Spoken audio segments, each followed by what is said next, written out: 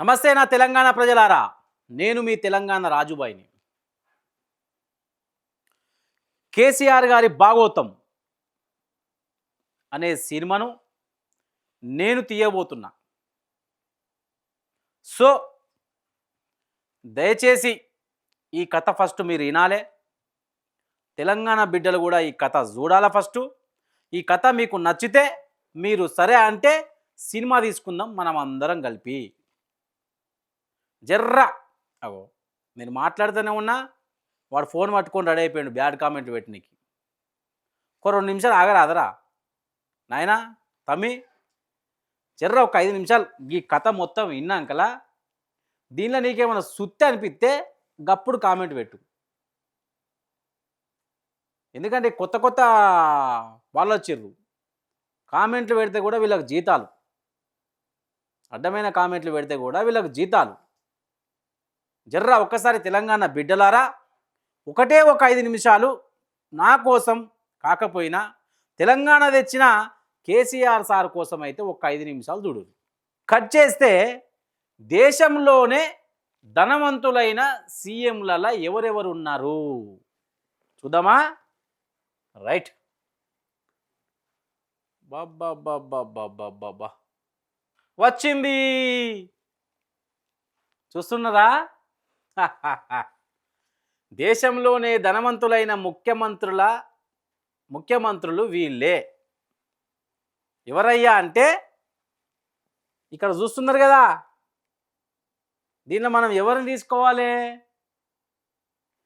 అందరూ పక్క రాష్ట్రంలో ఉన్నారు కాబట్టి మనకు సంబంధం లేదు, మనకు అవసరం లేదు. కానీ ఒకసారి చదువుకుందాం. దేశంలో అత్యంత ధనవంతులైన సీఎంల జాబితాలో డీకే శివకుమార్ మొదటి స్థానంలో నిలబడగా చంద్రబాబు నాయుడు ద్వితీయ స్థానంలో ఉన్నాడు. విజయ్ తృతీయ స్థానంలో నిలిచారని ఏడీఆర్ నివేదిక తెలిపింది. నేను చెప్పలేదు, దేశంలో అందరికీ తెలుసు, నేను కొత్తగా చెప్పేది ఏం లేదు. అయితే మనం ఇక్కడ తీసుకునే ఒక్క వ్యక్తి కావాలా మనకు. ఎవరు? నారా చంద్రబాబు నాయుడు సార్. ఎందుకు చెప్పురి, జల్దీ చెప్పాలి. ఎందుకంటే ఇప్పుడు మళ్ళీ లేడీ చేసినాం అనుకో వీళ్ళు పైకి కిందికి అంటారు. మనలోకి అయితే 1 నిమిషంలో మొత్తం షార్ట్ లాగా కావాలి కదా. అయితే ఇక్కడ చంద్రబాబు నాయుడు సార్ని ఎందుకు తీసుకోవాలంటే, ఇక మళ్ళీ కట్ చేస్తే సారు గతంలో నేను హైటెక్ సిటీని తయారు చేశాను, నేను హైటెక్ సిటీకి ఇటుక పెట్టాను, నేనే హైటెక్ సిటీకి నెంబర్ 1 హైదరాబాద్ను అంబాసిడర్గా చేసిన అన్నాడు కదా. అయితే ఇక్కడ ఒక పాయింట్, హైటెక్ సిటీ ఒకటే డెవలప్ చేసిన చంద్రబాబు నాయుడు సారు 2వ స్థానంలో ఉంటే, అంటే ఆస్తుల విషయంలో 2వ స్థానంలో ఉంటే, అదే తెలంగాణ తెచ్చుకొని తెలంగాణ కోసం చావు దగ్గర దాకా వెళ్ళొచ్చినటువంటి కేసీఆర్ గారు, 10 ఏళ్ళు ముఖ్యమంత్రి ఉన్న కేసీఆర్ గారు ఈ ఫోటోలో ఎందుకు లేడు? చెప్పాలి జల్లి. అందరూ కలిసి 10 ఏళ్ళు బీఆర్ఎస్ పాలనలో కేసీఆర్ గారు ఆస్తులు సంపాదించిండని చెప్పిన పెద్ద పెద్ద మనుషుల మాటలు విని నా తెలంగాణ ప్రజలు ఆయన్ను కాదనుకున్నారు. ఇంతవరకు బాగానే ఉంది. మరి 10 ఏళ్ళ పాలనల కేసీఆర్ గారు 2 సార్లు ముఖ్యమంత్రి అయి కూడా మరి ఈ జాబితాలో ఎందుకు లేడు? ఇది ఎవరిని అడగాలి? ఎవరైతే తెలంగాణ ప్రజల చెవుల పువ్వులు పెట్టినరో, ఎవరైతే తెలంగాణలను గొర్రెలు వేసిర్రో, ఎవరైతే తెలంగాణ వచ్చిన తర్వాత బీఆర్ఎస్ ప్రభుత్వంలో కేసీఆర్ గారు ఆస్తుల మీద ఆస్తులు సంపాదించుకున్నాననే కూతలు ఊసిర్రో గీలకు చెప్పాలి గీ ఫోటోలు. మరి నిజంగానే తెలంగాణ వచ్చిన తర్వాత కేసీఆర్ ఆస్తులు సంపాదించుకుంటే మరి గీడ ఉండాలి కదా. వాస్తవమా కదా? వీడియో స్కిప్ చేయకూడదు ప్లీజ్. మస్తు మజా ఉంటుంది. సినిమా కదా, సినిమాలానే చెప్తా. ఇక ఫైట్లు కూడా ఉంటాయి ఇలా. ఇగో గీ ప్లేస్లో ఉండాలి మన కేసీఆర్ సార్. మరి ఎందుకు లేడు? ఇప్పుడు ఎవరు అడగాలి? తెలంగాణ ప్రజలందరం పోయి ఎవడైతే ఆస్తులు సంపాదించుకున్నాడని విష ప్రచారం చేసిండో వాడిని అడగాలనా వద్దా? అడగాలనా వద్దా? అరే బాబు, కేసీఆర్ సారు లక్షల కోట్ల కుంభకోణాలు చేసి కాళేశ్వరంలో ఆస్తులు సంపాదించుకున్నాను కదరా. మరి సంపాదించుకుంటే ఈ ఫోటోలో మా సార్ పేరు ఎందుకు వేయలేదు, మా సార్ ఫోటో ఎందుకు వేయలేదు? వీళ్ళైతే అబద్ధం చెప్పరు కదా, ఉన్నది ఉన్నట్టు రాస్తారు కదా. మరి ఏడవైంది మా కేసీఆర్ ఫోటో అంటే? కేసీఆర్ కుట్రలు చేయలేదు, కుతంత్రాలు చేయలేదు, ఆస్తులు సంపాదించుకోలేదని చెప్పి అర్థమైంది. ఇంత మంచిగా అర్థమవుతుంది, ఇక్కడ గూగుల్లో కొడితే చెప్తుంది. అట్లాంటిది ఎవరో వచ్చి కథలు చెప్తే పుష్కన నమ్మి పస్కన గుంతల పడుతుంది. మీకు తెలియదా? కేసీఆర్ గారి చరిత్ర మీకు తెలియదా? ఆయన మనసు మీకు తెలియదా? మళ్ళీ మళ్ళీ చెప్తున్నా, నిన్న కూడా చెప్పిండు నాకు అక్కడ. అరే ఏమ్రా ఎప్పుడు చూసినా రేవంత్ రెడ్డిని తిడుతున్నావు అంటే నేను మళ్ళా చెప్పిన, అరే నాయన, నేను బీరు బిర్యానీ తీసుకొని మాట్లాడే వ్యక్తిని కాదు, నీలాగా బీరు బిర్యానీలు తీసుకొని మాట్లాడే వ్యక్తిని కాదు. నేను ఎవరిని తిట్టట్లేదు, ఎవరిని పొగడట్లేదు. నేను 6 గ్యారంటీల కోసమే కొట్లాడుతున్నా. అది అర్థం చేసుకో, నీకే ఇది. మళ్ళీ చెప్తున్నా. సరే పోనీ అది. అయితే కేసీఆర్ గారి ఫోటో ఇక్కడ ఎందుకు లేదు? ఫస్ట్ క్వశ్చన్ రాసి పెట్టుకోరి. అంటే కేసీఆర్ గారు అవినీతి చేయలేదు. పాయింట్ 1. ఇక పోదాం. సినిమా బాగుంటుంది చూడురి. మళ్ళీ చెప్తున్నా, ఫైట్స్ కూడా ఉంటాయి. రైట్. ఇగో గీ ముచ్చట చెప్పి తెలంగాణ ప్రజలను ఎర్రి గొర్రెలను చేసారు కొంతమంది నాయకులు. గీ ముచ్చటే, ఒకటే ముచ్చట అంతే, రెండో ముచ్చట ఏం లేదు. ఇది ఏంది? ఇది ఎర్రవెల్లిలా సార్ది ఫామ్ హౌస్, కేసీఆర్ గారి ఫామ్ హౌస్. ఇది చిన్న పిల్లలు గూగుల్లో కొడితే చెప్తుంది.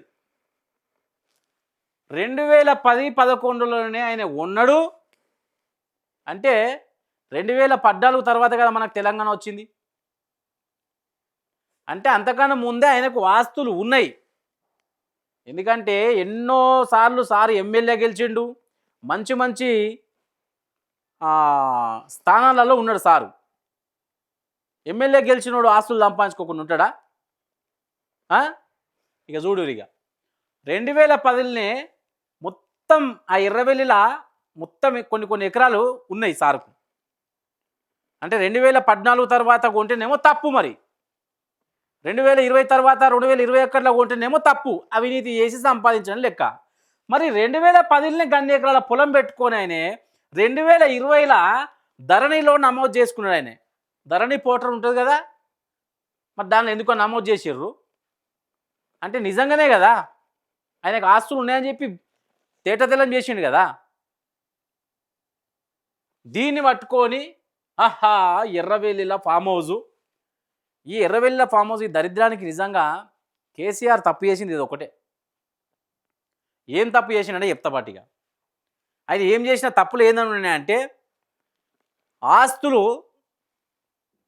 ఎప్పుడైనా సీఎం లేకుంటే ఎంపీలు ఎమ్మెల్యేల ఆస్తులు ఎక్కడ ఉండాలంటే అందరిలాగా ఇప్పుడున్న అందరు సీఎంలు అందరు ఎంపీలు ఉంటారు కదా, వాళ్ళ ఆస్తులు ఎక్కడ ఉండాలంటే స్విట్జర్లాండ్లో హోటల్సు, లేకుంటే అమెరికాలో లాడ్జింగ్లు, లేకుంటే ఇంకా లండన్లో పెద్ద బంగ్లాలు కిరాయికి అట్లా ఇచ్చుకుంటా దేశ విదేశాలు, అమెరికాలో ఇడ్లీ కోసం పోవడము, లేకుంటే ఆఫ్రికాలో ఛాయ్ కోసం పోవడము, ఇక గిట్ల పోతే తెలంగాణ ప్రజలకు మంచిది. కానీ మన ముఖ్యమంత్రి మన తెలంగాణలో భూమి కొనుక్కొని ఒక ఫామ్ హౌస్లా కట్టుకొని వ్యవసాయం చేస్తే తప్పొచ్చింది. చూడాలి, ఇంకా కథ పెద్దగా ఉంటుంది, పెద్ద సినిమా, భారీ బడ్జెట్ ఉంది, ఇస్తున్నా. ఓకేనా? రైట్. కేసీఆర్ చేసిన తప్పు మళ్ళా చెప్తున్నా. పుష్కన్ ఏం చేసిండంటే సారు, దాని చుట్టూ మొత్తం ఫెన్సింగ్ లాగా, అంటే పహారీ గోడ అంటాం కదా, నాకు అననికి రాదు అంటున్నా, ఆ మొత్తం గోడ కట్టిండు. గోడ కట్టి పెద్ద గేటు పెట్టిండు. గేటు పెట్టి దానిలో ఒక ఇల్లు కట్టిండు. ఇక ఇల్లు కట్టి గోడ పెట్టి గేటు పెట్టినాక కళ్ళు మండకుండా ఉంటాయి అవే? ఎవరికైనా కళ్ళు మండితే ఏమండయా? ఇది ఒక తప్పు చేసిండు. సరే, ఇంకా దీని మీద ఇంకా మస్తు మాట్లాడుకుందాం. ఇగో ఇది నందినగర్లో ఉంటుంది, బంజారా హిల్స్లో సార్ ఇల్లు. ఇది కేసీఆర్ గారి నందినగర్లో ఇల్లు అట. ఈ ఇల్లు ఆయనకి ఎప్పుడుండే? తెలంగాణ ముఖ్యమంత్రి అయినాక కబ్జాలు చేసి అన్ని సంపాదించుకున్నాడు. 2014లో ఉందిరా నాయన. 2014 నుంచే దాన్ని ఉన్నాడు. 2020 లేకుంటే 2021లోనో ప్రగతి భవన్ కట్టిన తర్వాత దానిలోకి పోయిండు. మళ్ళీ 2023లకు మళ్ళీ ఈయననే ఉన్నాడు. మళ్ళీ ఇక్కడ నుంచి ఎర్రవెల్లి ఫామ్ హౌస్లో పోయి మంచిగా దర్జాగా వ్యవసాయం చేసుకుంటుండు. నిజాయితీగా ప్రజల మధ్యలోనే ఉన్నాడు. ఓడిపోయిన తర్వాత స్విట్జర్లాండ్ ఓలే, లండన్ ఓలే, అమెరికా ఓలే, ఈయన్నే ఉన్నాడు. గెలిచినప్పుడు కూడా గదే ఫామ్ హౌస్లో వ్యవసాయం చేసిండు. దోసకాయలు వండించిండు, బంగాళాదుంప వండించిండు, వరి వేసిండు. తెలంగాణ ముఖ్యమంత్రి తెలంగాణలో మంచిగా ఒక ఇల్లు కట్టుకొని ఇంత భూమి కొనుక్కొని చుట్టూ పరాడు కూడా పెట్టుకుంటే తప్పొచ్చిందిరా వారి. ఒక్కొక్కడు కార్పొరేటర్గా గెలిచి స్విట్జర్లాండ్లో ఓట్లు పెట్టుకుంటేనేమో తప్పులేదు. గూగుల్ చెప్తుంది 2010, 2011లో ఆయన ఆస్తుల విలువలు. అరే, ఒకవేళ అవినీతి చెయ్యాలనుకుంటే తెలంగాణ యుద్ధం చేసినప్పుడే సూట్ కేసుల మీద సూట్ కేసులు పట్టుకొని వచ్చారు ఆయన దగ్గరికి, ఆయన ఇంట్లకు. 100 ఎకరాల ఆస్తులు మీకు ఇస్తాము, తెలంగాణ యుద్ధం ఆపు కేసీఆర్ అని అన్నారు. మరి ఆస్తే ముఖ్యం అనుకుంటే మరి ఆనోడే యుద్ధం మొత్తం ఆపేసో పనే పోలు. తెలంగాణ ప్రజలు ఇప్పుడు ఇట్లా మాట్లాడుకుందరా? ఆయనకేంది కేసీఆర్, ఆయన మంచి ఆస్తులు సంపాదించుకున్నాడు. ఇది ప్రజల మాట కాదు.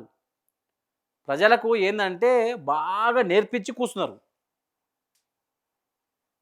అక్కడక్కడ జల్లెడ పట్టిర్రు. ఎవడైతే అమ్మ పాలు తాగి రొమ్ము గుద్దుతాడో, ఎవడైతే పైసల కోసం తెలంగాణ తల్లిని కూడా లెక్క చేయడో, వాళ్ళని జల్లెడ పట్టి మెల్లగా తీసుకొచ్చి ఇట్లా చెప్పాలి మీరు పబ్లిక్లకు పోయి, ప్రజలకు పోయి తెలంగాణలో కేసీఆర్ ముఖ్యమంత్రి అయినాకలా లక్షల కోట్ల అవినీతి చేసిండు, లక్షల ఎకరాలు సంపాదించుకున్నాడు అని చెప్పి మీరు ముగ్గురికి ఆ ముగ్గురిని ఇంకో ముగ్గురికి అని చెప్పి విషప్రచారం చేసి తెలంగాణ ప్రజలు ఇప్పుడు ఆగమవుతుర్రు. ఇది వాస్తవం. ఏ న్యూస్ ఛానల్ ఇవన్నీ చూపియది. చాలా జాగ్రత్త బిడ్డ, అందరూ మంచిగా చూడుర్రి, సరేనా? ఇక ఇంకొక కథ చెప్తా చూడు. ఇక సరే, ఇది ఉండని, ఇక ఇట్లే ఉండని. ఇక సినిమా స్టార్ట్ అయితే ఎట్లుంటుందంటే, సినిమా స్టార్ట్ అయ్యే ముందు ఒక చిన్న కథ చెప్పాలి కదా. ఆ కథ ఏంటంటే చెప్తాను. ఇక ఎప్పుడైనా గుర్తుపెట్టుకోరి, తెలంగాణలో అయినా కానీ ఎక్కడైనా కానీ మన మధ్యలో ఉండి వాడు హైదరాబాద్ పోయి హైదరాబాద్లో లంగ పని చేసి దొంగ పని చేసి ఒక G+3 ఇల్లు కట్టుకొని ఆ గృహప్రవేశానికి మనం పిలిచిన అనుకో, మనం పోయి ప్లేట్ల పప్పు మటనో లేకుంటే పూలు బొక్కలో లేకుంటే ఏవో వేసుకొని గట్టిగా కమ్మగా తిన్నాకలా ఒక మాట మాట్లాడుకుంటాం. ఏంటంటే ఇద్దరం కూర్చుని మాట్లాడుకున్నప్పుడు ఏం మాట్లాడుకుంటారంటే, ఏమో పిల్లగాడు బాగానే కట్టిండు గారా హైదరాబాద్ ఇల్లు, అరే అమ్మ పిల్లగాడు ఎంత కష్టపడ్డారా పాపం, ఎంత కష్టపడితేనే ఇట్లాంటి ఇల్లు కట్టిండు అని చెప్పి అనుకుంటారు. అదే మన ఊర్లో మనోడు ఎవడన్నా మన పక్కింటోడు మన ఒక ఇల్లు కట్టి మంచిగా దావత్ చేస్తే ఇక ఇక్కడ మాట్లాడుకుంటారు చూడు నా సామి రంగా, ఏమనుకుంటారు తెలుసా? ఎవరిని ముంచిండ్రా వీడు? ఎవరినో అడ్డంగా ముంచినట్టున్నారా? ఏదో పని చేసినట్టున్నారా? అందుకే వీడు ఇల్లు కట్టిండ్రా? నేను ఈ కథ ఎందుకు చెప్పినా అంటే, ఒక్కొక్కళ్ళకు మళ్ళీ మళ్ళీ చెప్తున్నా, స్విట్జర్లాండ్‌లా మంచి మంచి నాయకులకు పెద్ద పెద్ద హోటల్స్ ఉన్నాయి. వాళ్ళేమో నీతిమంతులు అయిపోయారు. తెలంగాణ తెచ్చుకొని సబ్బండ వర్గాలకు న్యాయం చేసి, మనం కుక్కలం కాదు, గొర్రెలం కాదు, మనని సింహాలని చెప్పి సింహాల్లాగా తయారు చేసి, మన కళ్ళ ముంగట వ్యవసాయం చేసుకుంటూ సాదాసీదా మనిషి దొంగ అయింది. ఇప్పుడు కళ్ళలకే నీళ్ళు వస్తున్నాయి. దొంగనా కేసీఆర్? ఎట్లా మాట్లాడబుద్ది అయిందో మీకు, నాకు అర్థం కాదు. సరే, ఆడెవడో మాట్లాడిండు. మరి ఇన్నోళ్ళకు కనీసం కొంచెమైనా తిన్నోళ్ళకు, అన్నం తిన్నోళ్ళకు, ఆయన పెట్టిన అన్నం తిన్నోళ్ళకు ఒక్కరికైనా కనీసం బాధ కలగలేదా? కేసీఆర్ చేసిన తప్పేం తెలుసా? ఈ తప్పు కాదు, ఇంకా పెద్ద తప్పు చేసిండు. ఒక ఇంట్లో ఒక పెద్ద కొడుకు కడుపు నిండా అన్నం పెట్టినామనుకో, వాడు కన్న తండ్రిని ఎప్పుడూ దేవుడు అన్నాడు. వానికి ఆ టైంలో ఎవడైతే గ్యాసు కొట్టిన సోడా ఇచ్చి తాగురా కమ్మగా ఉంటుందని చెప్పి అన్నప్పుడు, అరే అమ్మ దేవునిలాగా ఇచ్చినవరా సోడా అని అంటాడు.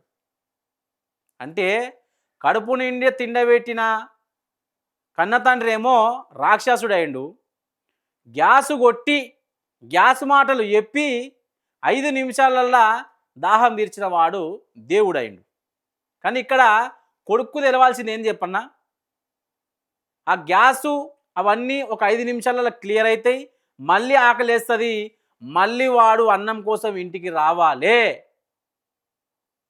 అర్థమైందా ఈ స్టోరీ మీ అందరికీ? జర్రా అర్థమైతే తెలంగాణలో ఉన్న కొంతమంది గొర్రెలు, ఆ గొర్రెలు మార్చనీకే నా ప్రయత్నం. 50% 75% మంది సింహాల్లాగా ఉన్నారు, ఒక 25% మంది గొర్రెలు అట్లే ఉన్నారు. దయచేసి గొర్రెలు అన్నందుకు ఎవరు ఫీల్ కావద్దు. ఆ గొర్రెలు సింహాలను చేయనీకే నేను వచ్చిన, మళ్ళీ వేస్తా. స్టేజ్ మీద అవకాశం వచ్చిందనుకో చూపిద్దాం అప్పుడు ఇక. ఓకేనా? నిజాలు అబద్ధాలు ఏంది, ఎట్లా ఉండే తెలంగాణ, ఎట్లా అయింది, మళ్ళీ నెక్స్ట్ ఎట్లయితుంది 2028లా అన్నీ మాట్లాడుకుందాం. మాట్లాడుకునే ముందు ఒకసారి మీ అభిప్రాయాన్ని కామెంట్లో చెప్పండి. అంతవరకు చూస్తూనే ఉండండి మా మ్యాక్స్ న్యూస్ తెలంగాణ.